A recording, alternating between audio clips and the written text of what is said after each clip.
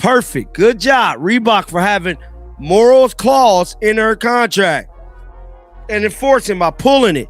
Carrington is a bully that the league apparently is protecting. Wake up, WNBA, before someone get really hurt. You'll get sued because we Americans won't stand for the abuse. Now, it states here, Reebok is reportedly dropping their endorsement for DiJonai Carrington after she attacked $1 million. That's the exact price tag Reebok just put on revenge. And right now, somewhere in a Connecticut locker room, DiJonai Carrington is watching her entire financial empire collapse in real time, while the player she brutally fouled is cashing the biggest check of her career. What you're about to hear isn't just another WNBA drama story. This is a corporate execution, a public humiliation so savage, so calculated, that it's rewriting the rules of how sponsorships work in women's basketball forever.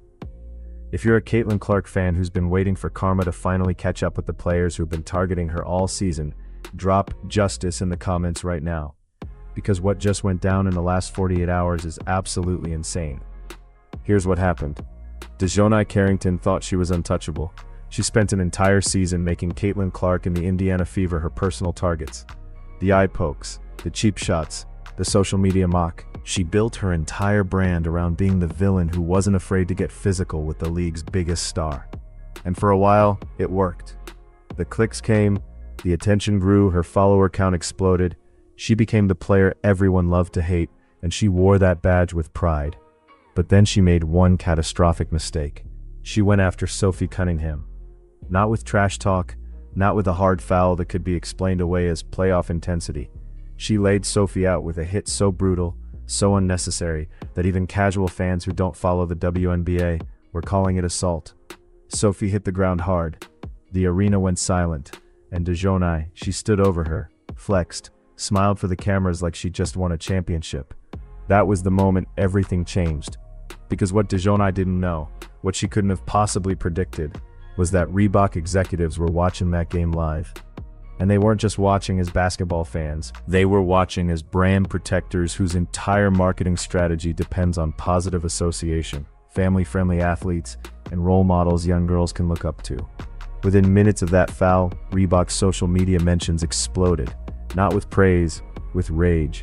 Thousands of fans were tagging the brand, demanding they drop DiJonai immediately. Mothers were posting videos of themselves throwing away Reebok products. Caitlin Clark fan accounts with millions of followers were organizing boycotts. The hashtag #DropDiJonai was trending nationwide within an hour. This wasn't just bad PR. This was a full-scale brand crisis. And corporate America doesn't play games when their money is on the line. What happened next is where this story goes from drama to absolute chaos. Because Reebok didn't just quietly let DiJonai's contract expire. They didn't issue a safe corporate statement about moving in different directions. They executed the most savage, most public contract termination in WNBA history. And then they did something nobody saw coming. They took DiJonai's money, doubled it, and handed it directly to Sophie Cunningham. $1 million. But here's the twist that has the entire league absolutely shook right now. This wasn't just Reebok making a business decision. There was someone else pulling strings behind the scenes. Someone whose influence in women's basketball has become so powerful that when she makes a call, billion-dollar corporations listen. And that someone is Caitlin Clark. The question everyone's asking right now is simple. How did we get here? How did one foul turn into $1 million revenge plot?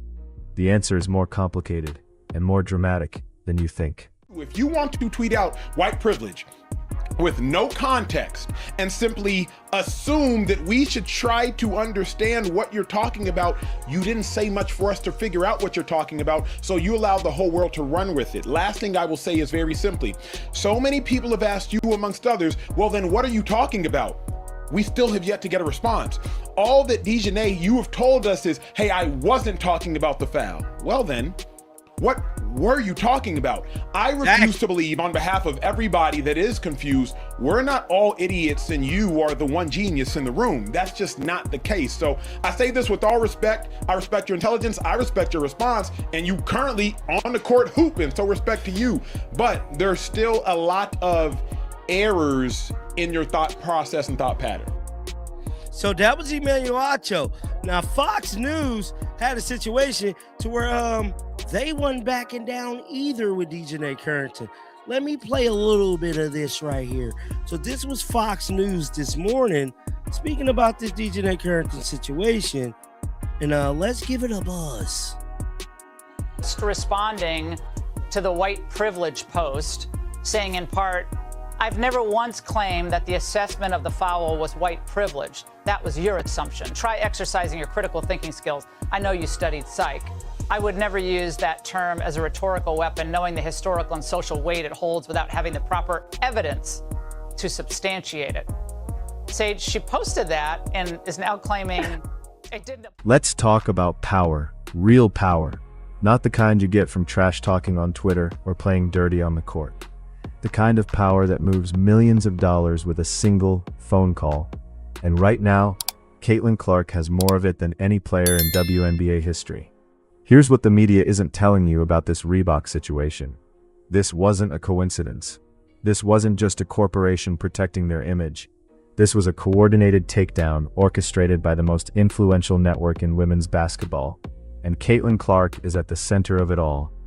Let me break down exactly how this happened. 3 days after DiJonai laid out Sophie Cunningham, something unusual started happening behind the scenes. Brand executives, marketing directors, and sponsorship managers across multiple companies started receiving the same message from the same source. Caitlin Clark's team. Not threatening, not demanding, just sharing data. Cold, hard analytics that showed exactly what Caitlin's fan base was capable of when they felt someone they cared about was being targeted. Engagement numbers, boycott impact projections, social media reach comparisons, purchase behavior patterns. The message was clear. Caitlin's fans don't just watch basketball, they buy products, they drive revenue, and when they mobilize, they can make or break a brand overnight. Now here's where it gets absolutely wild.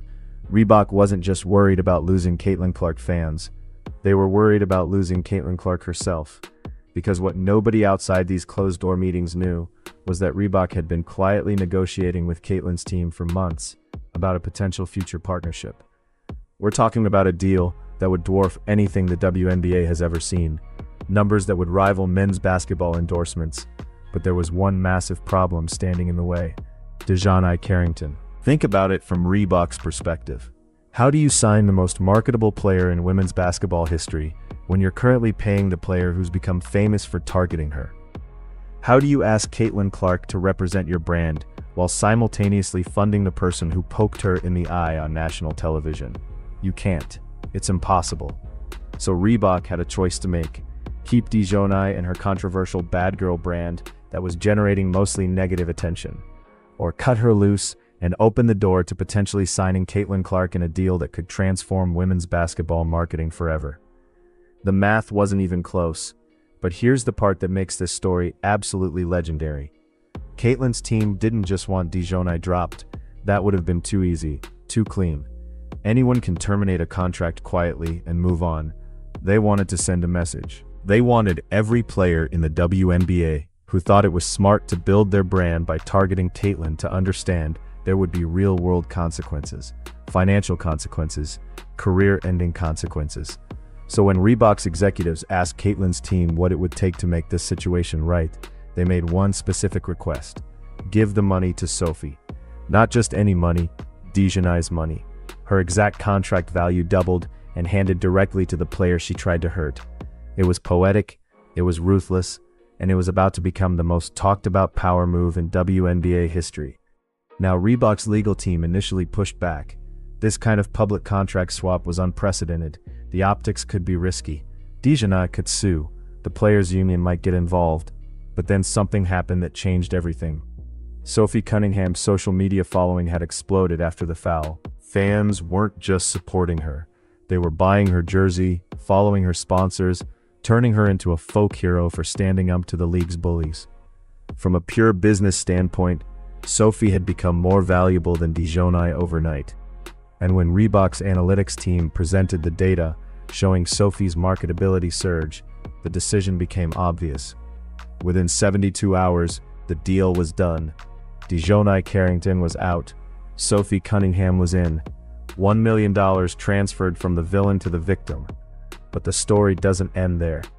Because when DiJonai found out what happened, her reaction was so explosive, so unhinged, that it confirmed everything Reebok feared about keeping her. The locker room meltdown was legendary. We're talking about a full-scale nuclear explosion that had security guards standing outside the door, teammates backing away slowly, and coaching staff genuinely concerned about property damage.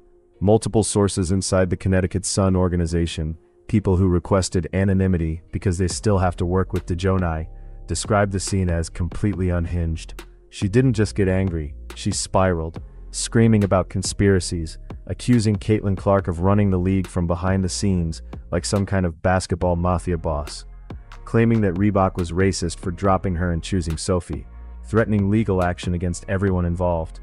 But here's what made her reaction even worse for her own situation. She went public with it. Instead of taking the loss quietly, instead of letting her agent handle it professionally, DiJonai went straight to social media. And what she posted was so tone-deaf, so completely lacking in self-awareness, that it became Exhibit A for why Reebok made the right decision. She posted a rant calling the entire situation corporate corruption and claiming she was being punished for playing physical basketball. Physical basketball. That's what she called a foul that left Sophie Cunningham on the ground holding her ribs. The response was immediate and brutal. Even fans who normally supported DiJonai started backing away. Comment sections exploded with people pointing out the irony. She spent all season dishing out cheap shots and now couldn't handle the consequences. But the absolute worst part for DiJonai? The person who delivered the final, most devastating blow wasn't Caitlin. Wasn't Sophie. Wasn't even Reebok. It was her own teammate. Alyssa Thomas, the Suns' veteran leader and locker room anchor, posted a cryptic message just hours after DiJonai's meltdown: accountability isn't punishment. It's growth. Some people never learn that lesson. She didn't name DiJonai directly. She didn't have to. Everyone knew exactly who she was talking about. And just like that, DiJonai lost her locker room too. Meanwhile, on the complete opposite end of the spectrum, Sophie Cunningham was handling her million-dollar windfall with absolute class. Her statement was perfect. Gracious. Mature. Everything a brand like Reebok dreams about when they sign an athlete. She thanked Reebok for believing in her. She said she was honored to represent a company that values respect and sportsmanship. She didn't mention DiJonai by name. Didn't gloat. Didn't take cheap shots. She took the high road, cashed the check, and let her actions speak louder than words. The contrast couldn't have been more stark. Or more damaging to DiJonai's future prospects. Because here's what a lot of people don't understand about professional sports endorsements. When one major company drops you publicly, it sends a signal to every other brand in the industry. It tells them you're toxic, unreliable, a PR risk not worth taking. Within a week of the Reebok announcement, 3 other companies that had been in preliminary talks with DiJonai's agent went completely silent. Meetings got cancelled. Emails went unreturned. Opportunities that were almost done deals suddenly evaporated into thin air. The $1 million Reebok took away? That was just the beginning of DiJonai's financial losses. Industry insiders estimate she's looking at somewhere between $3 to $5 million in total lost endorsement opportunities over the next 2 years because of this situation. All because she thought being the villain would make her famous. All because she targeted the wrong players and underestimated the power they had to fight back. But here's the question nobody's asking yet. The question that reveals just how deep this story really goes. Why Sophie? Yes, the foul was brutal. Yes, the optics were terrible. But Caitlin Clark was the one getting poked in the eye all season. She was the primary target. So why did Caitlin's team push so hard to get Sophie paid instead of negotiating something for Caitlin herself? The answer reveals a strategy so brilliant, so carefully calculated, that it proves Caitlin Clark isn't just changing women's basketball on the court.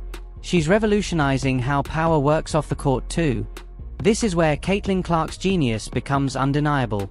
She didn't push for Sophie to get the money out of pure friendship or loyalty, though that was definitely part of it. She did it because she understands something that most athletes her age haven't even begun to grasp. Legacy isn't built by standing alone at the top. It's built by lifting others up with you and creating a network so powerful that nobody can tear it down. Think about what Caitlin actually accomplished with this move. By making sure Sophie got the payday instead of herself, she did three things simultaneously that completely changed the power dynamics of the entire league. First, she sent an unmistakable message to every player in the WNBA. If you're with me, I will protect you. Not just with words. Not just with social media posts. With real money and real consequences for anyone who tries to hurt you. That's not just leadership. That's building an empire.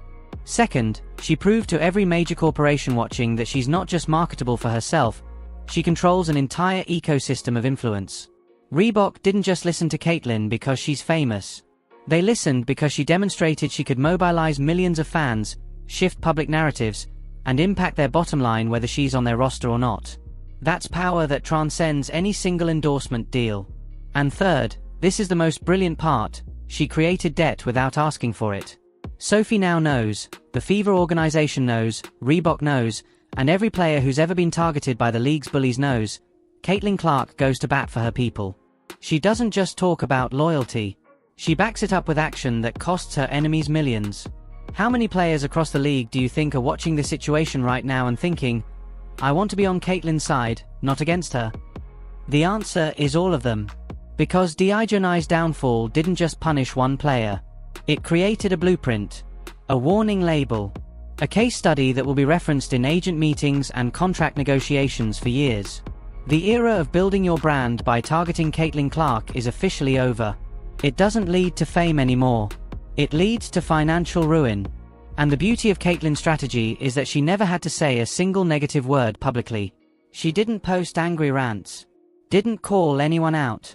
Didn't lower herself to DiJonai's level. She just made a phone call, presented some data, and let the corporations do what corporations do best, protect their investments. That's not just winning. That's changing the game entirely. So where does this leave us? DiJonai Carrington is now the cautionary tale of what happens when you confuse controversy with marketability. She'll likely remain in the WNBA, she's talented enough to keep playing, but her earning potential off the court has been permanently damaged. Sophie Cunningham just became a millionaire and one of Reebok's newest faces, with a platform that's growing by the day. And Caitlyn Clark? She's sitting back watching it all unfold, knowing she just demonstrated a level of influence that no rookie, male or female, has ever possessed in professional basketball history. The WNBA will never be the same. Because now every player knows the truth, the real game isn't played on the court anymore. It's played in boardrooms, on social media, and in the court of public opinion. And Caitlyn Clark just proved she's the undisputed champion of all three. If you enjoyed this breakdown of the most insane power move in WNBA history, smash that like button and subscribe because this story is far from over. Drop Clark Empire in the comments if you think Caitlyn is changing women's basketball forever. The villain got exposed. Justice got served. And the Queen just reminded everyone exactly who runs this league. Welcome to the Caitlyn Clark era, where karma comes with $1 million price tag.